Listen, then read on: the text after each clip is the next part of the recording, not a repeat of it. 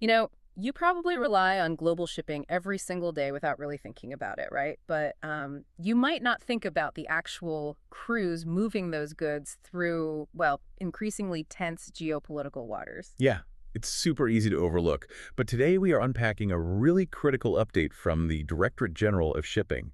It's all about modernizing safety and welfare for Indian seafarers. Right, because shipping lanes near Iran and the Strait of Hormuz, I mean, they are operating almost like militarized zones right now, yet these commercial crews are just, expected to navigate them daily. Exactly. And what stands out here is how authorities are actively protecting these vital workers.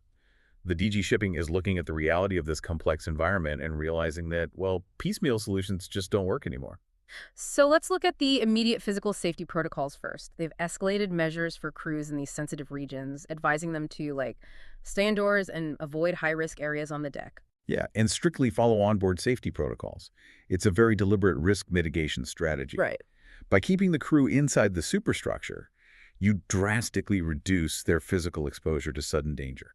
It's almost like turning a commercial vessel into a temporary floating fortress. But, I mean, maintaining that level of high alert lockdown for days, that has to take an enormous psychological toll on the day-to-day operations. Oh, absolutely. And that transitions perfectly into what happens when they finally clear that danger zone, Yeah. because DG Shipping has directed ports to provide immediate operational concessions. Wait, operational concessions like overriding standard port bureaucracy, Pro- things like prioritizing docking? Yeah, exactly that. Or even waiving non-essential cargo inspections. Instead of forcing a stressed, exhausted crew to wait at anchor for days, ports are basically being told to grease the wheels. Wow, okay. It serves a dual purpose. On a macro level, it clears bottlenecks, so maritime trade keeps moving. Hmm. But on a micro level, it directly reduces the intense pressure on the humans actually moving that trade. Right, because you can't just tell a ship to dodge a drone strike and then abandon the crew to drown in paperwork when they finally reach the dock. Exactly. So the moment they clear a high-tension zone, they aren't hitting a wall of bureaucratic stress, which, makes the shift to internal support systems make a lot more sense. Yeah, navigating those physical threats takes an immense psychological toll. Hmm. So the update highlights the strengthening of 247 welfare and counseling support systems. Meaning seafarers have improved round-the-clock access to mental health assistance? Precisely. Because surviving the physical threat is really only phase one. The prolonged anxiety of navigating those corridors requires ongoing support that doesn't just, disappear because the ship changes time zones. Right, but let me push back on that just a little bit.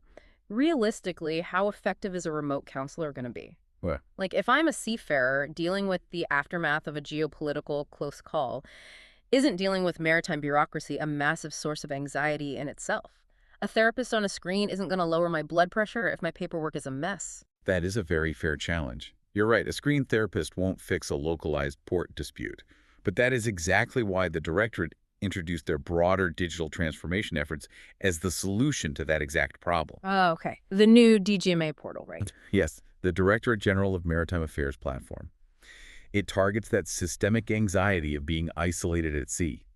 It functions as a centralized digital clearinghouse for services, official circulars, and communication. Meaning they don't have to rely on a patchy chain of command or some foreign port authority to get their documentation sorted out. Exactly. It gives seafarers easier, transparent access to essential information. When you give them direct control over their certifications and welfare claims, you strip away a massive layer of friction. And you remove that helplessness that often compounds the trauma of high-risk sailing. So basically, just to summarize the main takeaway for everyone listening, DG Shipping is tackling seafarer welfare holistically. Yes, completely. They are addressing the physical geopolitical threats, the operational port logistics, mental health, and digital convenience all at once. Yeah, they're recognizing that a stressed, exhausted crew is just as dangerous to global trade as a physical blockade. That is such a fascinating perspective. So, as you watch global supply chains continue to adapt to these ongoing geopolitical tensions, it really leaves you with something to ponder. Definitely. Could this holistic Indian model of seafarer welfare, treating bureaucratic relief and mental health access as critical safety protocols, eventually become the mandatory standard for the entire international maritime industry?